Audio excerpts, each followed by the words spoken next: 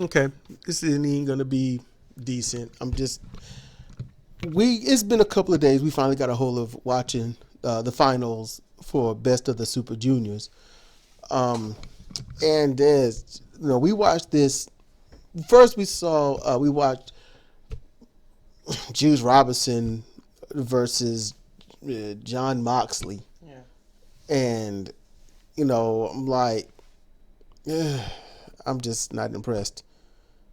I'm serious. I'm being straight up with y'all. Okay, I finally get a chance to see the former Dean Ambrose, this legendary guy that everyone sucks the dick of from WWE. He just must be a great talker. That's got to be all it is.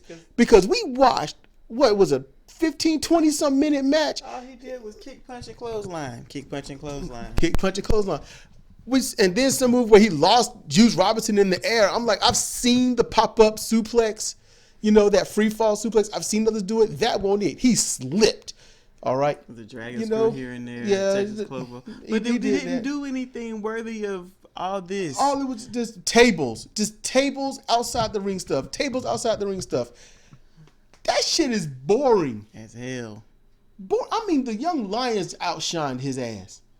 So I legitimately saw him the first time on AEW, All Elite Wrestling. And he comes to the ring and then he fights Kenny Omega, and Kenny shows that he can't fight for shit. And he leaves Kenny prone. But John Moxley looked good.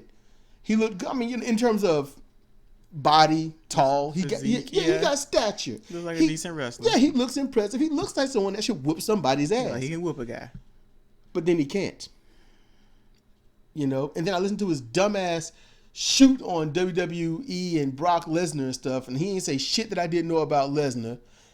But yet he's like, oh, we could do the thumbtack spot. You could just do the F5 on thumbtacks. I'm like, what the fuck?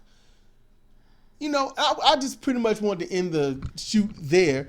And then I see him, obviously this is before AEW. No, this is definitely after, my bad. So I get to see him in action, and he's just unimpressive. Unimpressive. Somebody's gonna look, seriously. Somebody down there in the comment section, let me know what's so special about John Moxley. And Juice couldn't even wrestle his match. No, Juice couldn't. Juice got his stuff in here and there, but Juice had to be different. Now I see why Juice was talking about it's going to be different. I'm going to be different. I'm going to be stronger or harder or whatever the fuck. Because that's the only thing it seems like John Moxley can do is wrestle that style. That's all it seems. And it's not even wrestling. I'm not even going to say, no, he fought that style. He fought that style. It was a WWE It was thing. boring. That shit was boring. And he had to drop his title to that boring shit. So y'all gonna have to, if y'all want to hate on me because I'm not liking your precious Dean Ambrose, your John Moxley, your guy that has more issues than Marvel Comics, when it comes to his bullshit promos of the past and whatnot, let me know what's up. And then now that he's got the belt, we ain't gonna see him or the belt. He'll go to AEW and then piss all over New Japan just like Jericho did. And then he's gonna lose it to Kenny Omega in the upcoming event or at some point, and I guess that's Kenny's way of spitting in New Japan's face. But shit, I just don't see it. I don't see it. So let me know in the comment section. Seriously, let me know what's special about him. Talk to me. Just good grief.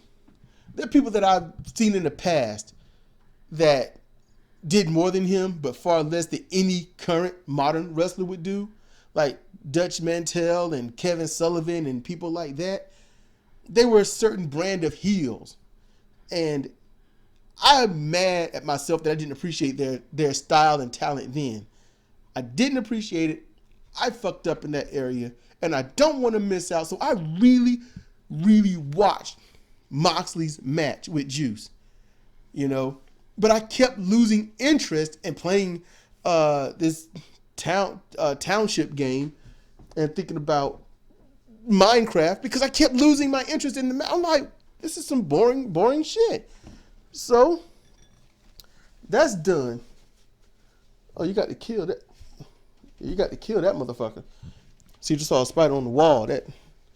I got arachnophobia. If I had a gun, I'd have shot that motherfucker, man. We'd have bullet holes in parts of the walls over here, because fuck that. I can't have a gun with spiders around. I thought it was something flying. But it was just kind of hanging. Okay, got to figure out how that you probably came in with the door being open and stuff. Okay, so then we get on to we get on to Takagi Shingo and Will Ospreay. I'm gonna tell you right now, I'm so disappointed. I cannot believe that New Japan pissed all over Shingo's undefeated streak by having him drop the Best of Super Juniors to Will Ospreay. It don't even make sense. Will Ospreay wrestled his matches and barely made it through all of them. Shingo dominated every fucking match. It don't make sense. This match was even better than him and Show. Him and Show was the best match in the whole damn series of everybody. Shingo and Show was the one me and Cedar really wanted to see, honestly, at the end. That would have been it. But what they've done with Ospreay is what I can't stand, which is what Cedar kind of noted on, the fact that Ospreay is that type of wrestler that gets stomped on and then tries to make the heroes come back. But the problem is, you don't make the heroes come back from death. You get beat on, you look like you're not going to make it, you pull out something at the end, fine. But no, this motherfucker doesn't deserve to beat Takagi Shingo. Nope. He doesn't deserve to win Best of the Super Juniors while Takagi is in it. He shouldn't even win it with Dragon Lee in it. He shouldn't win it with Show in it. Jonathan Gresham, he should win it with Jonathan in it. Will Ospreay, I get tired of the gimmick of getting beat down to almost mindlessness and then making this comeback. Did they have a great match? Yes. But Will Ospreay is one of the most dangerous goddamn wrestlers. I thought he was getting his shit together. He keeps fucking up. What was that injury 630 cannonball he did and damn near missed? It was nice, but it took too long to set up. And then the Poison Rana, which I think is the most fucked up, overly used move in pro wrestling. And then he torques his body at the end and risks snapping his opponent's neck. He's gonna break somebody's fool ass neck someday, and that shit is not cool. Are you really rooting for a wrestler to do well and stay in business that can literally kill somebody because they don't have control over themselves? Seriously? I mean, we were starting to become Will Ospreay fans, but there's just some people this motherfucker don't need to beat. And it's not even, I really analyzed myself before even starting this conversation. Because I'm like, is it because I'm such a Shingo fan? No, because I'm not necessarily a Shingo fan like that. I am. And it's not about being a Shingo fan. The tools don't stack up. No, they don't. He can't eliminate everyone. Taiji, he beat Taiji. He beat Show. He beat all them motherfuckers. He should have easily beat Will. Will should have got annihilated. Will looked good at points, but then he gets stomped on or a move put on and he lays there like he's fucking dead. Be done. Be done before you kill somebody. That's how I see that. There's so much I do like about Will Ospreay, but I'm not going to focus on that shit right now. We'll do that when we observe Will Ospreay. That's when I'll focus on the things that I do like about him. But right now, that shit, I would have called an audible. Consider the fact that he was meant to win the match, I would have called audible. He almost killed that dude. Switch it. Shingo win. And Shingo hit that, although he didn't get per se the height on it, but he hit a nasty Last of the Dragon. Mm-hmm. Okay? He hit that shit nice. Will shouldn't have kicked out. Nope. When Will hit his little storm break at the end, which I think is a cool move and a nice name, I still think Shingo should have kicked out just to give a receipt on kicking out of finishers. Mm-hmm. And he should have went on to win.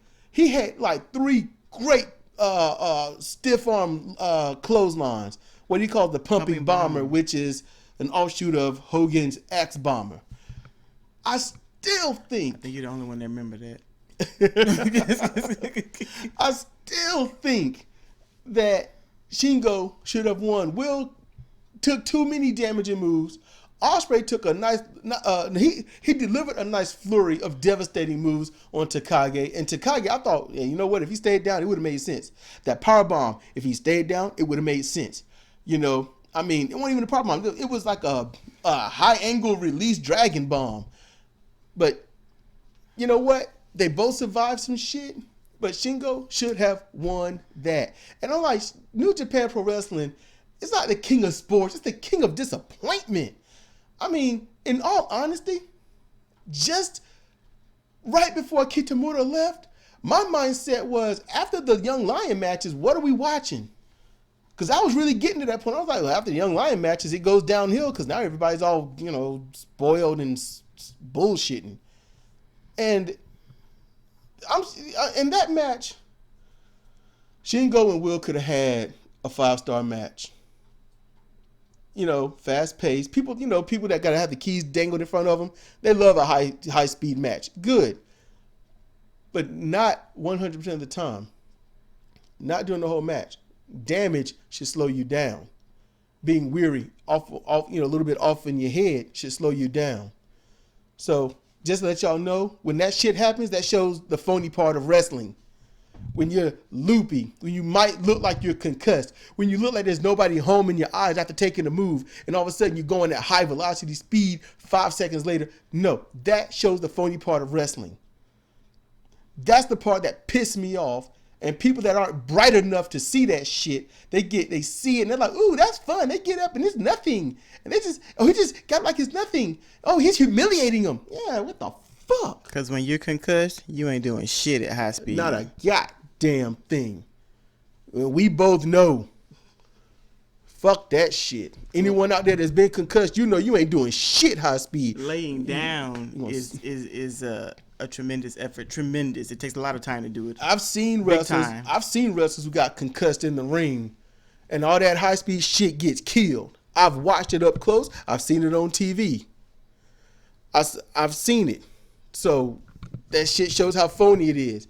That's why wrestling back in the day was good, because if somebody was supposed to pretend they was concussed, they would talk to somebody who has been concussed and then know how to work with it. But instead, you get some bullshit that New Japan keeps doing, and then Will Ospreay wins a match while looking half fucking concussed. He should have been throwing up and falling out the ring or something, a count out or something. You know, granted, it was a good match. It was a good display of skill, talent, and expertise. But it didn't make sense. It did not make sense. And I don't get wrapped up in the matches like that. I can mark out here and there, but I'm also watching, you know? I'm watching this shit. I'm not going to see or catch everything, and I really don't want to. But I'll tell you this. I catch this, Will Ospreay fucks up, and he should be banned from using the Poison Rana. He should be banned from doing stunts that he can't be very proficient at. Because when you have to sit there and set your move up for damn near a minute, you blew it. The whole spot is blown at that moment. That's why it's a science to this shit. A science that people have literally rebuked. People don't care about the science of pro wrestling. They just want to see stunts. Dangle the keys, see some stunts, hear somebody say some swear words or humiliate somebody vocally on the mic, and then there you go. Basically, it's why certain promotions do well with entertainment, but not pro wrestling. Shingo laid the groundwork and devastated in veteran seasoned fashion 9 competitors, and then gets his winning streak blown by Will Ospreay. That's like building a 10-tier wedding cake and then flipping it upside down. Well, can you imagine Goldberg's winning streak ending to someone like Will Ospreay? Actually, you want to go on that? Let's build Goldberg's winning streak back in the day, him losing to Billy Kidman. Oh, man. That's legitimate. That is perfect. That's not hyperbole, folks. That shit is perfect. All right. So just think about that. Goldberg losing his first match to Billy Kidman. That don't make sense. That don't make sense. I'm very disappointed, and I hope that Shingo got paid a whole lot of money. I mean, A whole lot of money. I hope he got paid Minoru money, because Minoru always whacks a motherfucker he got to lose to, so you know he got to get paid. Oh, you see, when Minoru's going to lose to someone he should beat, they get a ass whooped. So I hope he got paid very well, very handsomely. It was very much made worth his while, because he could have went on and obviously beat Dragon Lee. Dragon Lee could just hand it to him. He could defend the belt 3 or 4 times and then taken a loss. That would have been the perfect way to cap off this undefeated streak. Lose your undefeated streak to a champion or someone that kind of should beat you. If Geto is still doing the book, he needs to go fuck himself. He needs to go and park himself somewhere with Jado and swing a stick.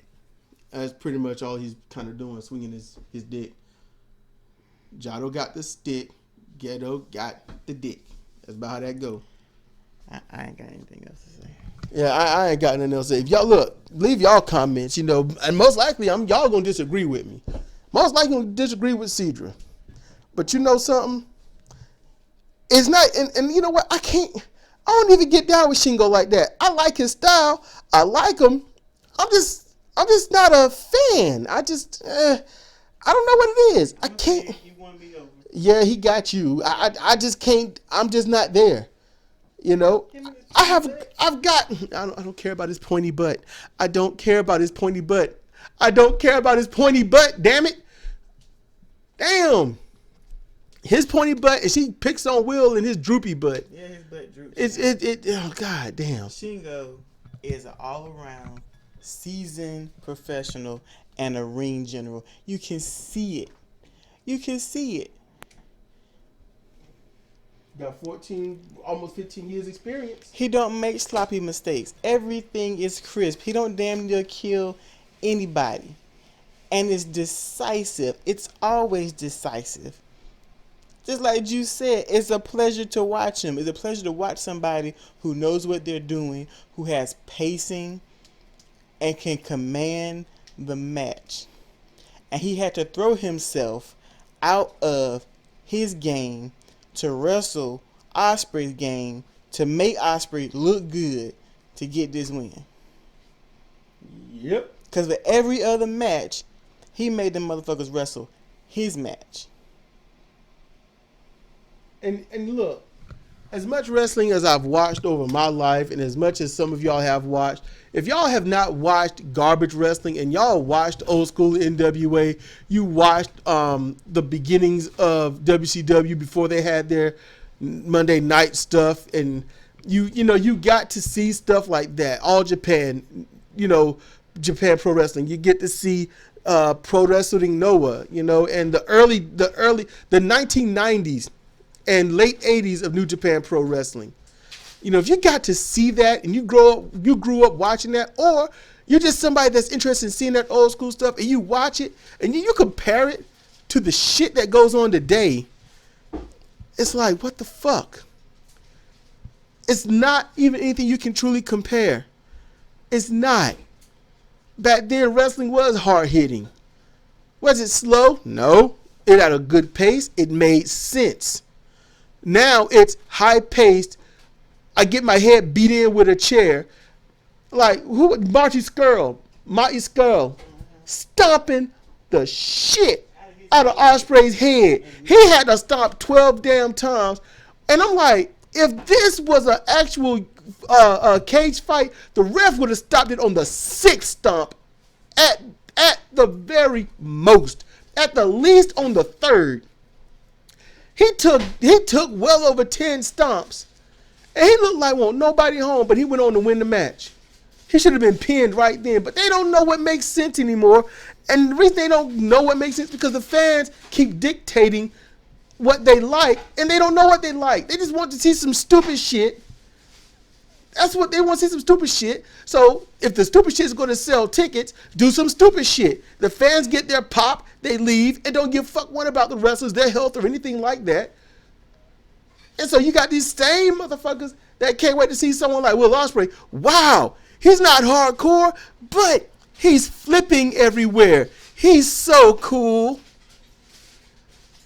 I was really turning into an Ospreay fan. It was happening. I was getting there. And then afterwards, it's not that he won. It's the shit he did that he survived, that he shouldn't have survived, and shit that he should not have done. God damn it, I wish somebody would get some fucking standards and get some sense back into pro wrestling. Because if the fans can only watch things that make sense, then they'll only want to see shit that makes sense. And they will definitely not care to watch the people that do the garbage wrestling because they don't think, fuck, I want these people to live so I can see them again. God damn it. New Japan Pro Wrestling. King of disappointment. That's really all that is. So y'all, as again, I'm saying last time, we're done. We're done with this, with this upload. Just let us know in the comments what you think, what you thought of the match. You know, I'm sure those that love high pace, high spot monkey shit thought it was great. You know, there are things I saw Takagi going through, and I thought, Takagi, what the fuck? But man, this shit's got to end somewhere, somehow. Get some decency back in wrestling. We got to get it back. You know, gots to. So this is Cedric and Cedra for CR Wrestling, and this has been our thoughts on Best of the Super Juniors final. Thanks for listening.